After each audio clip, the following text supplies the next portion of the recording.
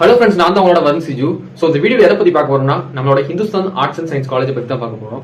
So இந்த காலேஜ்ல நீங்க படிச்சா ஒர்த்தா, உங்களுக்கு பிளேஸ்மெண்ட்ஸ் எப்படி இருக்கு, ஃபீஸ் எப்படி கொடுத்துருக்காங்க, ஸோ கோர்சஸ் என்னென்ன கோர்சஸ்லாம் ஆஃபர் பண்ணிருக்காங்க, ஸோ அந்த காலேஜோட என்விரான்மெண்ட் எப்படி இருக்கு, டீச்சர்ஸ் ஸ்டாஃப்ஸ் எல்லாம் எப்படி இருக்காங்க, ஸோ எல்லா டீடைல்ஸ் இந்த வீடியோ பார்க்க போறோம். நீங்க ஒருவேளை ஹிந்துஸ்தான்ல சேர போறதா இருந்தா, இல்ல உங்களோட ஃப்ரெண்ட்ஸ் யாராவது சேர போறதா இருந்தா இந்த வீடியோ உங்களுக்கு தான். ஸோ ஹிந்துஸ்தானை பத்தி ஒரு ஃபுல் ரிவ்யூ, ஒரு வீடியோ தான் இந்த வீடியோ. ஸோ ஸ்கிப் பண்ணாம பாருங்க, வாங்க வீடியோக்குள்ள போகலாம்.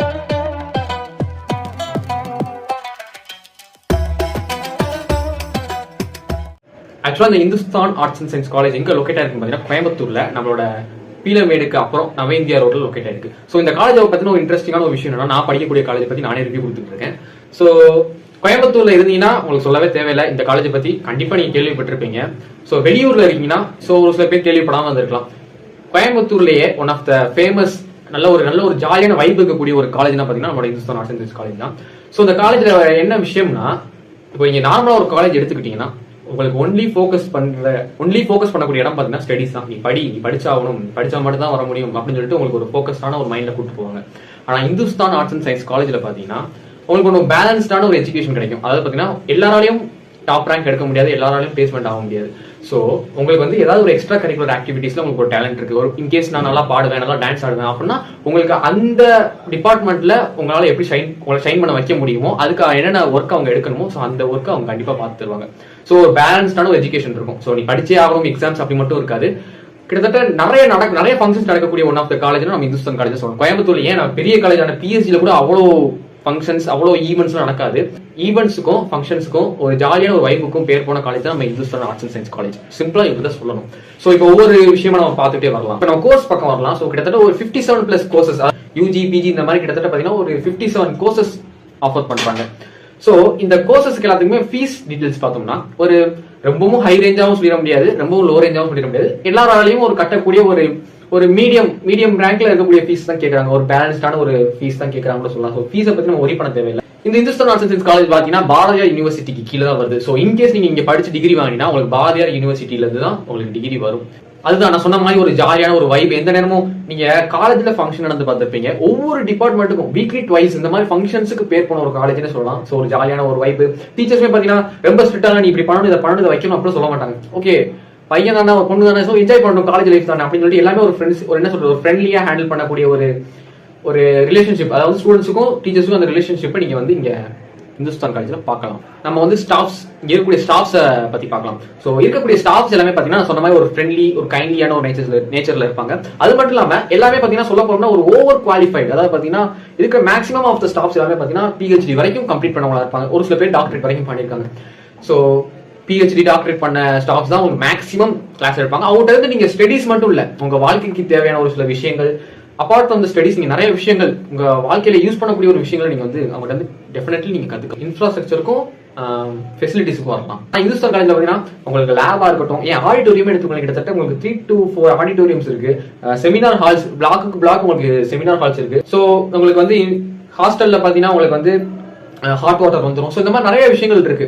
லேபு, நீங்க ஒருவேளை ஹாஸ்டல் தான் உங்களுக்கு ஃப்ரீ ஒய்ஃபை, காலேஜ் முழுக்க ஃப்ரீ ஒய்ஃபை. அது மட்டும் இல்லாம நிறைய காலேஜஸ் எல்லாம் பாத்தீங்கன்னா சிட்டிக்கு மிக அருகாமையில் அப்படின்னு சொல்லிட்டு பாத்தீங்கன்னா எங்கேயோ ஒரு 4 waysல தூக்கி போய் கட்டி வச்சிருப்பாங்க. ஏதாவது ஒரு எமர்ஜென்சி கூட ஒரு கடை கூட போக முடியாது. இது பாத்தீங்கன்னா உங்களுக்கு வந்து பீலமேடு, கோயம்புத்தூர்ல நீங்க இருந்தீங்கன்னா உங்களுக்கு டெஃபினெட்லி உங்களுக்கு தெரிஞ்சிருக்கும்.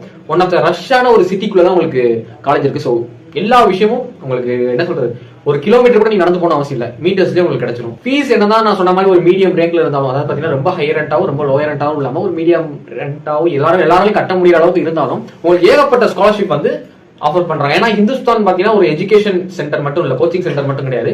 ஹிந்துஸ்தான் பாத்தீங்கன்னா ஒரு ட்ரஸ்ட். ஓகேவா, இந்த காலேஜ் பாத்தீங்கன்னா ஒரு ட்ரஸ்ட்ல தான் இருக்கு. ஸோ உங்களுக்கு வந்து ஏகப்பட்ட ஸ்காலர்ஷிப்பும் ப்ரொவைட் பண்றாங்க. கம்மிங் டு ஹாஸ்டல்ஸ் பாத்தீங்கன்னா உங்களுக்கு பாய்ஸ்க்கும் இருக்கு, கேர்ள்ஸுக்கும் இருக்கு. அதுலயே பாத்தீங்கன்னா உங்களுக்கு ஆர்டினரி, டீலக்ஸ், சூப்பர் டீலக்ஸ் இந்த மாதிரி உங்களுக்கு நிறைய பேஸ்ட் ஆன் த ஃபெசிலிட்டிஸ் பொறுத்து உங்களுக்கு ரேட்டும் அந்த இதுவும் உங்களுக்கு மாறும்.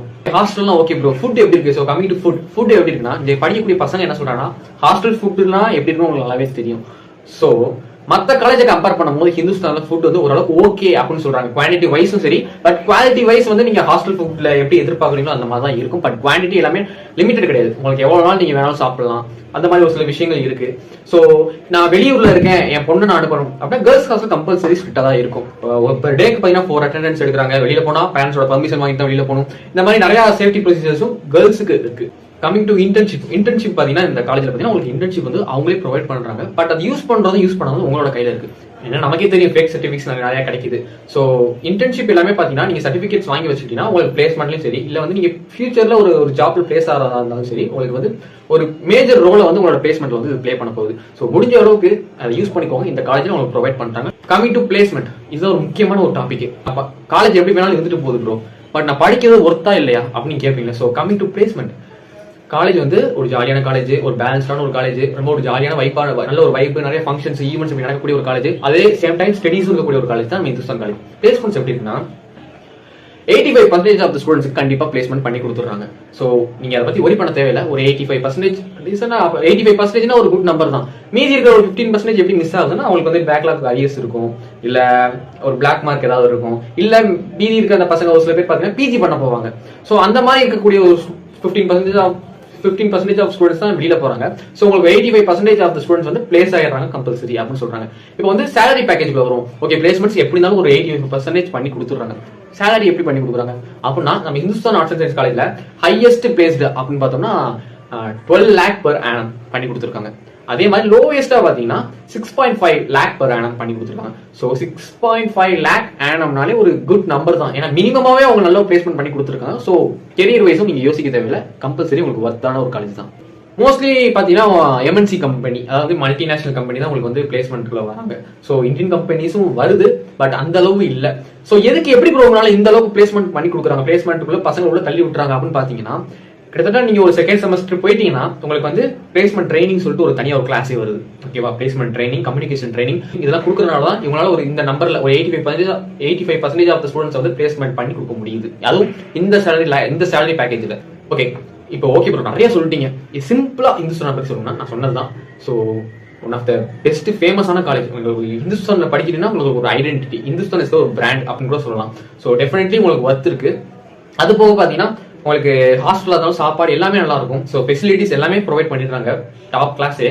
ஸோ உங்களுக்கு நான் என்ஜாய் பண்ணணும் ப்ரோ, எனக்கு காலேஜ் லைஃப்னா என்னென்ன என்ஜாய் பண்ணா ஹிந்துஸ்தான் தான் உங்களுக்கு பெஸ்ட் ஆப்ஷன் அப்படின்னு சொல்லலாம். இல்ல ப்ரோ நான் படிக்கிறது மட்டும் தான் என்னோட டியூட்டி அப்படின்னு நினைச்சீங்கன்னா உங்களுக்கு இது கொஞ்சம் டிஸ்கம்ஃபர்டபுளா இருக்கலாம் அந்த காலேஜ்ல. இந்த காலேஜ் பாத்தீங்கன்னா உங்களுக்கு எஜுகேஷன் வைஸும் ஓகே, அது போக உங்களுக்கு எக்ஸ்ட்ரா டேலண்ட், இந்த மாதிரி ஒரு ஜாலி வைப்பை என்ஜாய் பண்ணணும், இது ரெண்டுமே பேலன்ஸா கொண்டு போகக்கூடிய ஒரு காலேஜ் தான் நம்ம கோயம்புத்தூர்ல இருக்கக்கூடிய Hindustan arts and science college.